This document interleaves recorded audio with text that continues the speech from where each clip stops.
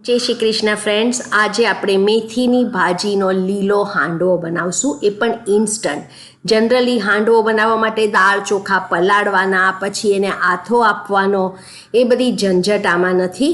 આપણે ઇન્સ્ટન્ટ બનાવીએ છીએ અને એટલો ટેસ્ટી ને ફ્લેવરફુલ અને હેલ્ધી બનશે। ફ્રેન્ડ્સ, મેથી બહુ જ ગુણકારી છે ને આ હાંડવો તમે મેથીનો ખાઓ છો એવો આઈડિયા પણ નહીં આવે, એટલો ટેસ્ટી બનશે। સો બનાવવાનું શરૂ કરીએ। અહીંયા મેં લીધી છે એક નાની જુડી મેથીની ભાજી ને તાજી જ મેથી લેજો ફ્રેન્ડ્સ। એને ચૂંટીને આપણે બરાબર 3-4 વાર પાણીથી ધોઈ કાઢીએ ને ધોયા પછી પાણી બરાબર નિતારીને એને આપણે કાપી કાઢશું। ને બહુ મોટી ને બહુ નાની કાપવાની જરૂર નથી, મીડિયમ સાઇઝની કાપી કાઢવાની છે। હવે એક બાઉલમાં લઈશું રવો, ચણાનો લોટ, ફક્ત પા કપ લીધો છે, દહીં ફ્રેન્ડ્સ થોડું ખાટું લેજો ને હવે આપણે થોડું પાણી નાખીને આપણે પહેલાં આનું થીક ખીરું બનાવીએ ફ્રેન્ડ્સ। હમણાં પાણી બહુ નહીં નાખતા, આપણે પહેલાં થીક ખીરું બનાવીએ છીએ, પછી પાણીની કન્સિસ્ટન્સી પછી એડજસ્ટ કરશું।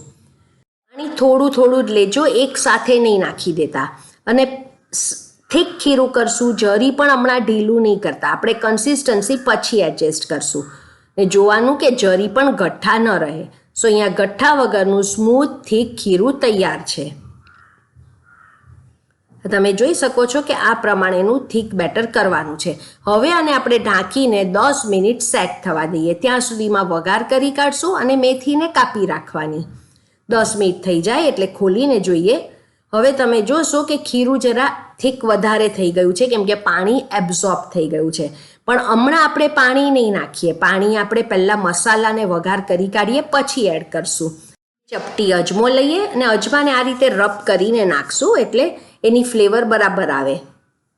હળદર, સાકર, તમે સાકરની જગ્યાએ ગોળ પણ નાખી શકો છો, મીઠું સ્વાદ પ્રમાણે। હવે આપણે વઘાર કરશું। સો વઘાર માટે એક પેનમાં લઈએ છીએ તેલ ને તેલને ગરમ કરીને હવે એમાં લઈશું રાઈ, આદુ મરચાં લસણની પેસ્ટ, તલ અને હિંગ। હવે બધું તેલમાં બરાબર તતડવા દઈએ। આ ગરમ તેલમાં આ બધું લેવાથી એની ફ્લેવર બહુ સરસ આવશે ફ્રેન્ડ્સ, વઘાર તો જરૂર કરજો। હવે આપણે આ ખીરામાં એડ કરી લઈએ, એકદમ મસ્ત હાંડવો બનશે, ખાતા જ રહેવાનું મન થાય એવું। હવે આપણે એડ કરશું કાપેલી મેથી। સામે આપણે બહુ બધી મેથી લઈ રહ્યા છીએ ફ્રેન્ડ્સ, એટલે એકદમ પોચો હાંડવો થશે અને હેલ્ધી પણ થશે। આ હાંડવો તમને જરી પણ કડવો નહીં લાગે, ખબર જ નહીં પડે કે મેથીની ભાજી છે। હવે બધું બરાબર મિક્સ કરી કાઢીએ। મિક્સ કર્યા પછી જોવાનું કે હવે પાણીની જરૂર છે કે નહીં। હવે અહીંયા મને જરા થોડું થીક લાગે છે એટલે પાણી જોઈશે, તો હું થોડું પાણી નાખી રહી છું। ફ્રેન્ડ્સ, તમારું ખીરું જો એકદમ થીક ઘટ હોય તો જ પાણી નાખજો, પાણીની જરૂર હોય તો જ લેવાનું છે। અને હવે આપણે બનાવીએ છીએ સેમી થીક ખીરું, નહીં બહુ ઢીલું અને નહીં બહુ ઘટ।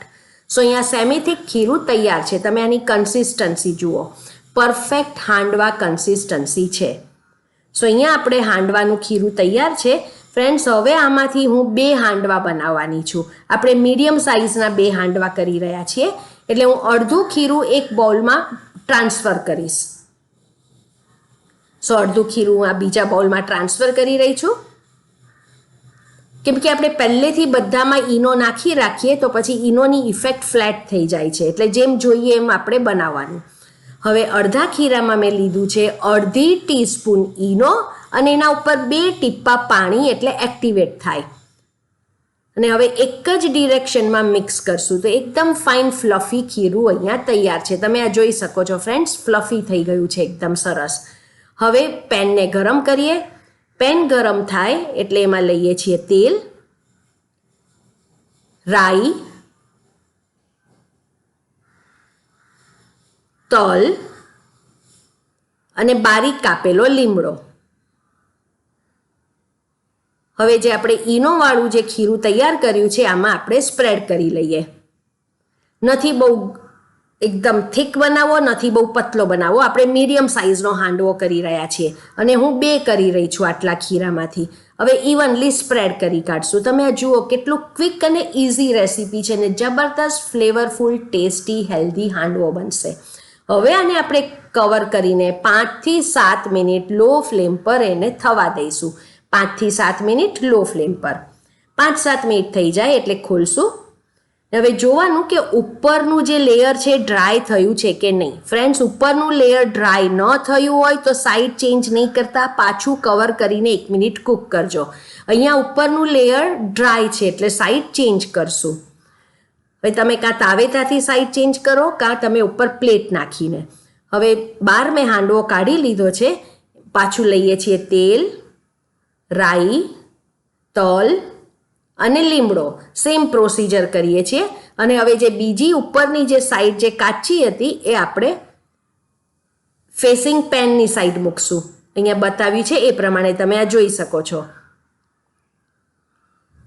ને હવે જરા જેન્ટલી એકવાર પ્રેસ કરી લઈએ ને પાછું હવે આપણે આને કવર કરીને 5 થી 7 મિનિટ લો ફ્લેમ પર કૂક કરશું. ને હવે બીજી સાઈડને પણ આપણે ક્રિસ્પી કરવાની છે.